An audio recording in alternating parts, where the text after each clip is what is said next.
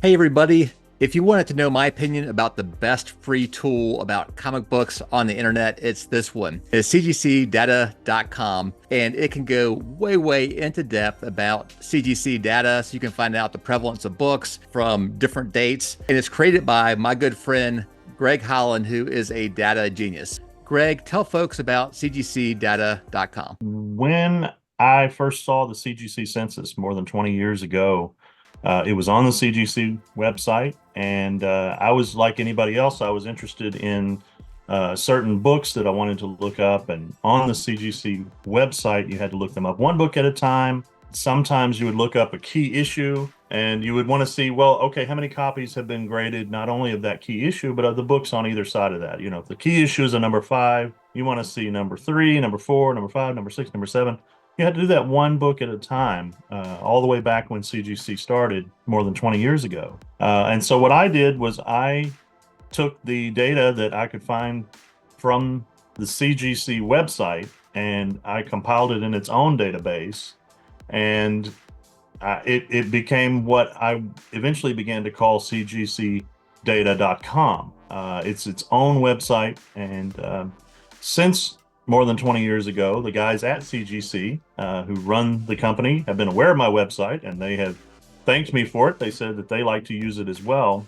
So what I'm going to do is I'm going to put in Spider-Man, let's say number 248. So that doesn't mean anything to me. 252 is a big key, but 248 was not a big issue for that title. And I'm just going to search. And what it will bring up is Amazing Spider-Man number 248, which happened at the beginning of the year 1984. There's also a Canadian price variant of that book, and there's also Spectacular Spider-Man from 1997. And you can go over here and you can look at what has been graded, and you can see 390. We are on the blue line here. That is universal copies. 390 universal copies of Amazing Spider-Man 248, with 178 of them have been 9.8s that got graded. There's 38 copies that have been signed in the signature series. There are only 9 copies of this book in a Canadian price variant, and that means 75-cent cover. All right, so I'm just going to go backwards, and I'm going to show that even though most people spell it wrong, there's no problem with CGC data. It knows what you mean when you put the Spider-Man without the dash. You make it all one little word like Superman.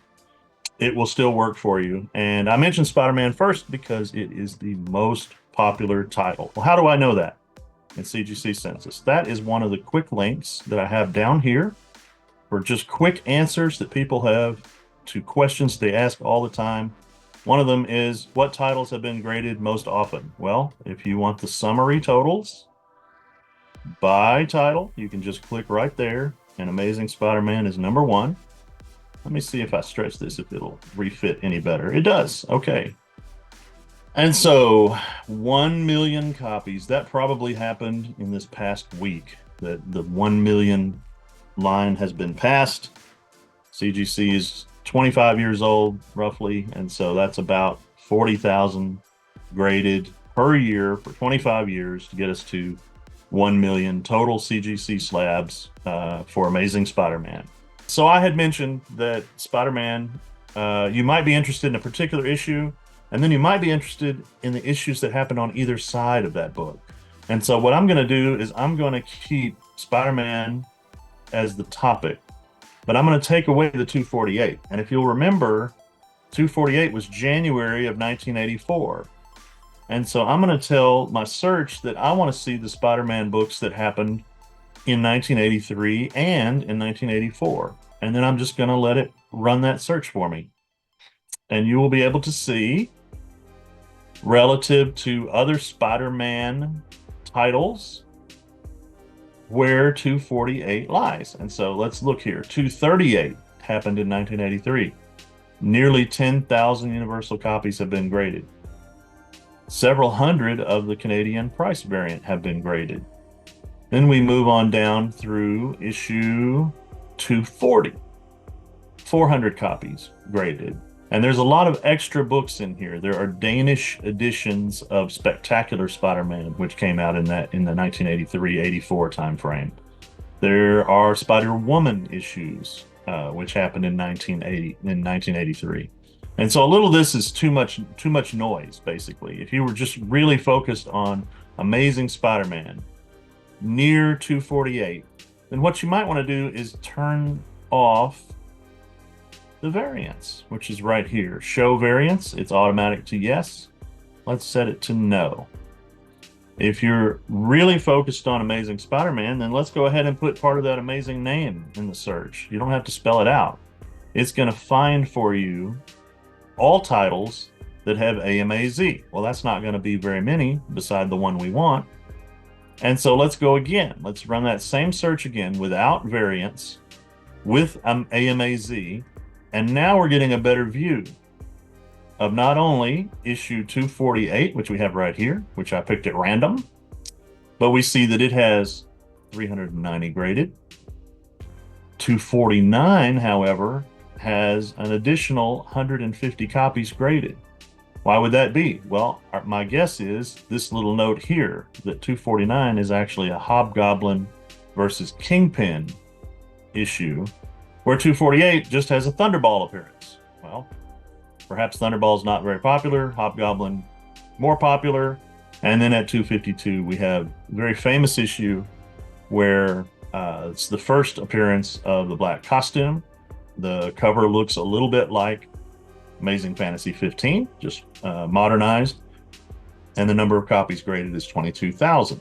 That's fun. It's 22,000 exactly this particular week that I'm running the search.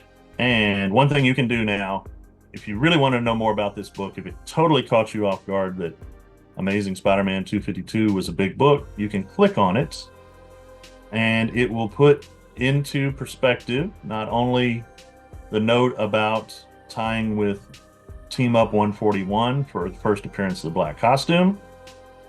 That's a controversial statement because Team Up 141 was 2 weeks later within the same month. The other items on the screen here are the things that appear on the label. If you don't know how we got to 22,000 graded copies, you can show the historical CGC census results for this book. And when you do so, it will say, this is the historical data in 6 months totals, plus the most recent 9 weeks. July of 2001 is where we start. The census at that time was only 200 copies graded. Jumping 6 months would get you to January of 2002. But the data was not available every week back at that time period. And so there was no more census update until July of 2003. So that's actually a 1.5 year jump. And it went from 352 to 848. Then a 6-month jump where only 100 copies were graded. And that's the way that you would read this list here. These are all about the same book. They're all about Amazing Spider-Man 252. And you can see the totals building up through the 2010s. 2020, when 2020 started, there were about 10,000 copies available that had been graded. And so in just the past 3.5 years, 4 years, that number has doubled. And we've gone from 10,000 to 20,000, about here to here, up to 22,000 at current. One thing that's also very interesting on these is to see where that average grade is. That average grade started at a 9. More than 20 years ago, 228 copies were graded and they averaged about a 9. And here we are 25 years later, and we're still at about a 9. It's an 8.87. So that is not that a 9.0 is the average grade of every copy of Amazing Spider-Man 252 in the world. It is that a 9.0 is the average grade of those copies that worthy enough to someone to pay for that grading, pay for that encapsulation. In your opinion, when you see a book that had started off, in this case, slightly above a 9.0 8.0, and then it ends up a little bit lower. So I think now it's at what it was, 8.88 or something. Why is that? Is it the case that CGC has gotten stricter with their grading, or is it the case where people think this book is more valuable, and so they are diving deeper into the lower grades in submission? I think that there are two grade points, and they're really dollar points. Somewhere around $50, people would be happy really to take a handful of books that they have no investment in, books they found in their collection, send them to CGC, pay or not pay for pressing, if they think it's going to make a difference that's worth the cost of the service. Get those back in a box, CGC graded, and then go make average of $50 a slab.